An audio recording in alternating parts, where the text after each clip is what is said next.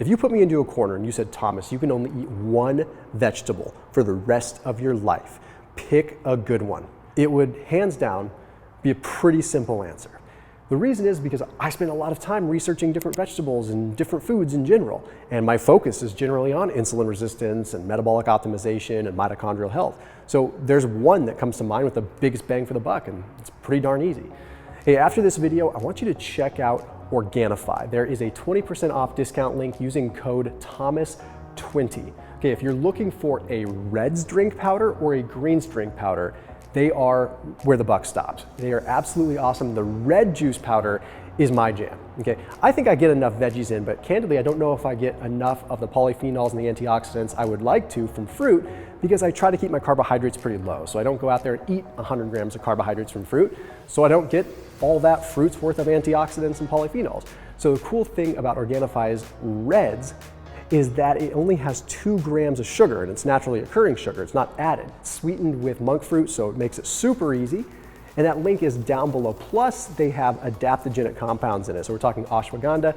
So it helps you out with kind of leveling up the playing field, rising to the occasion, balancing out in terms of potentially hormones and just your overall adaptation to exercise and stress. Hands down, just the best Reds drink powder that there is out there. But if you like greens and that's more your thing, they have that too. I just don't use that as much as the Reds. So that link, again, down below, using code THOMAS20 saves you 20% off. Something very easy to add to your diet every single day, down below. So what's the vegetable, right?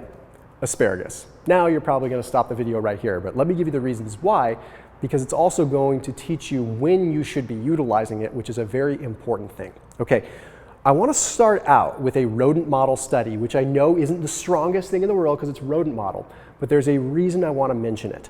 This rodent model study actually looked at asparagus seeds.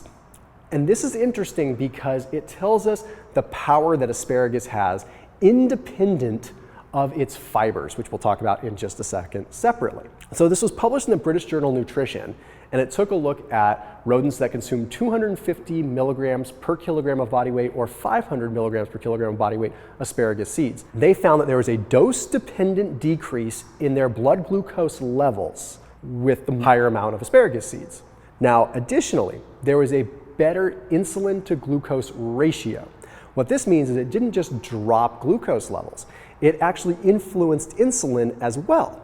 So it influenced insulin so that we're not producing too much insulin for the amount of glucose or vice versa. This is a very important thing because if that ratio is out of whack, you're kind of back at square one in a lot of ways. Now, the reason the asparagus seeds seem to have this effect is because the asparagus seeds have alpha amylase inhibitors and alpha glucosidase inhibitors. What does this mean? This means much like vinegar and much like some of these other things like lemon juice, they slow down how we absorb carbohydrates. So they slow down the rate at which they're absorbing. So this allows glucose to rise a little slower or not peak as high, giving us more ability to deal with it if we're metabolically dysfunctional. That's cool, but we can get that done with a glass of lemon water or a little shot of apple cider vinegar. What's the other piece? Well, for the other piece, we have to look at research surrounding the world of artichokes, okay? Because artichokes are very rich in inulin, okay? Now, it's the same inulin that you're going to find in asparagus, so we can look at the same kind of inulin research, which is very intriguing. Another rodent model study, but they found that when compared to placebo, the fiber in artichokes for 8 weeks with rats ended up dramatically influencing their beta cells in their liver.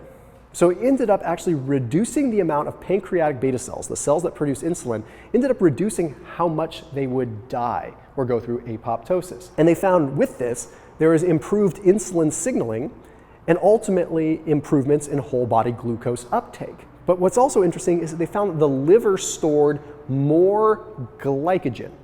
Why is this interesting? Well, glycogen is the storage form of a carbohydrate. So if you overeat carbohydrates, it doesn't immediately go to fat. First, it stores as glycogen in the muscles and in the liver.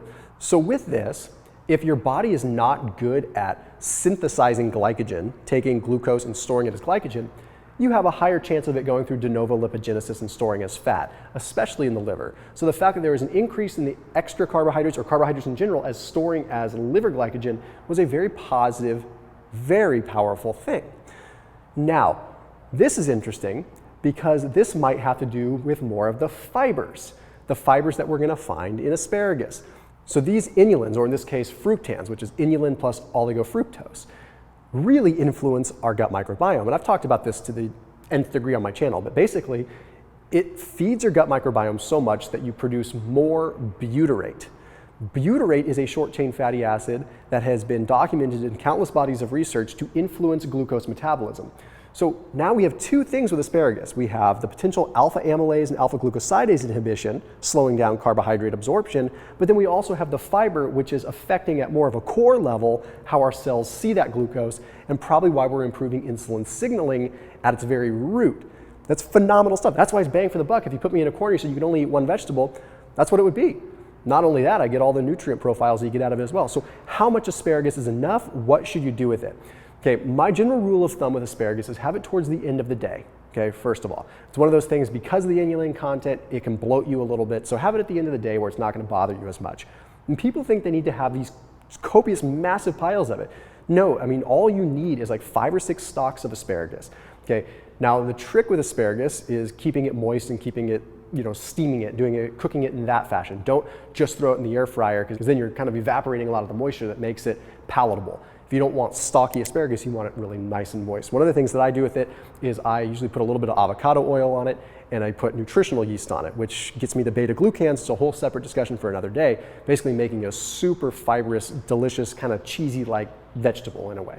Now, you don't have to have it every single day, but it's one of those things where at least every other day, having 6 to 8 stalks of asparagus is going to get you, more than anything, the inulin effect. Now, you do want to build up to it though. So if you start finding that you have gastric upset with it, you want to kind of back off a little bit, because it takes time for your gut microbiome to adjust. When you have that much inulin coming in, you're going to get distension, you're going to get bloated, because the microbiome hasn't adapted to that, and you're producing a lot of extra sort of byproducts and cross-feeding that's occurring as a result. Now, another thing that I found interesting is if you increase your activity level, I generally find it beneficial to increase your inulin intake as well.